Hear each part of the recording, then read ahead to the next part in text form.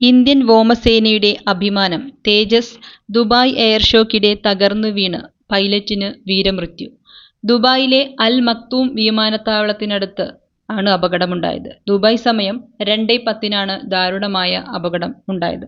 അപകടത്തിൽ wing commander നമാ ഷിയാൽ വീരമൃത്യു വരിച്ചു. 37 വയസ്സുകാരനായ ഷിയാൽ ഹിമാചൽ പ്രദേശ് കാംഗ്ര സ്വദേശിയാണ്. തേജസ് ഇന്ത്യൻ വ്യോമസേനയുടെ കരുത്ത്. ഇന്ത്യ തദ്ദേശീയമായി വികസിപ്പിച്ചെടുത്ത അപകടകാരിയായ ആകാശപ്പോരാളി. സാങ്കേതിക വിദ്യയുടെ കാര്യത്തിൽ വിദേശ യുദ്ധവിമാനങ്ങളോട് കിടപിടിക്കുന്ന കരുത്ത്. Single engine multi role supersonic പോർവിമാനം. എയർ ടു എയർ അറ്റാക്കിനും എയർ ടു സർഫസ് അറ്റാക്കിനും നിരീക്ഷണത്തിനും മികച്ചത്. DRDOയുടെ കീഴിലുള്ള എയറോനോട്ടിക്കൽ ഡെവലപ്മെന്റ് ഏജൻസി രൂപകൽപ്പന ചെയ്ത ഹിന്ദുസ്ഥാൻ എയറോനോട്ടിക്കൽ ലിമിറ്റഡ് നിർമ്മിച്ച കോമ്പാക്ട് എയർക്രാഫ്റ്റിന് തേജസ് എന്ന പേര് നൽകിയത് മുൻ പ്രധാനമന്ത്രി അടൽ ബിഹാരി വാജ്പേയി ആയിരുന്നു. ആദ്യ പറക്കൽ 2011, വ്യോമസേനയുടെ ഭാഗമായത് 2015. ആയുധശേഷി 4000 കിലോ, റേഞ്ച് 850 കിലോമീറ്റർ.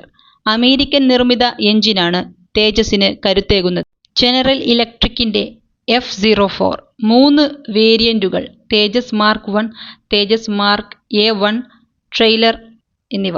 ആകാശത്തുവച്ചു തന്നെ ഇന്ധനം നിറക്കാനുള്ള ശേഷിയും രാത്രികാലങ്ങളിലെ ആക്രമണശേഷിയും ഈ കുഞ്ഞൻ വിമാനത്തിന്റെ പ്രത്യേകതയാണ്. ശത്രുക്കളുടെ റഡാറുകൾക്ക് എളുപ്പത്തിൽ പിടികൊടുക്കാത്ത ഘടനയും തേജസിനെ അതീവ അപകടകാരിയാക്കുന്നു.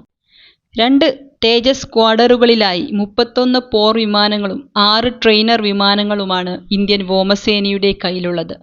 ഫ്ലൈയിങ് ഡ്രാഗൺസ് എന്നറിയപ്പെടുന്ന തമിഴ്നാട്ടിലെ സുറൂറിലെ നമ്പർ 45 സ്ക്വാഡറിനും ഫ്ലൈയിങ് ബുള്ളറ്റ്സ് എന്നറിയപ്പെടുന്ന ഗുജറാത്തിലെ നമ്പർ 18 സ്ക്വാഡറിനും. തേജസിനെ ഏറ്റവും മികച്ച സവിശേഷതകളിലൊന്നാണ് അതിന്റെ മികച്ച സുരക്ഷാ റെക്കോർഡ്. വികസിച്ച ഘട്ടം മുതൽ നീണ്ട 23 വർഷം വരെ ഒരൊറ്റ അപകടവും വരുത്താതെ പറന്ന റെക്കോർഡ് തേജസിനുണ്ട്.